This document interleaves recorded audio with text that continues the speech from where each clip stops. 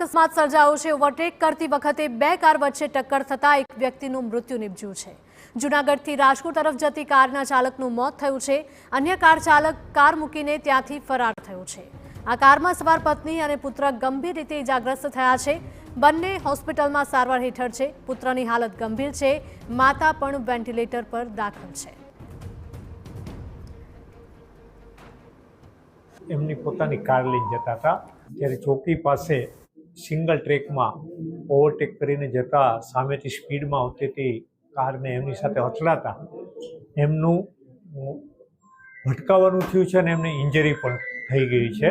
ચોકી પાસે અહીંથી અમારા રિલેટિવ ભાઈ શ્રી હિમાંશુ ભટ્ટ એના પત્ની અને એના દીકરો નીકળાતા ચોકી પહોંચ્યા। સામે પણ એક ગાડી આવી, સામસામી ગાડી બે ટકરાણી છે।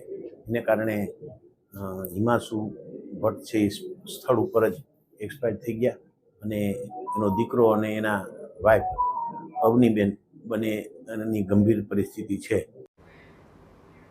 જૂનાગઢની પ્રજા ગટરિયા ત્રાસ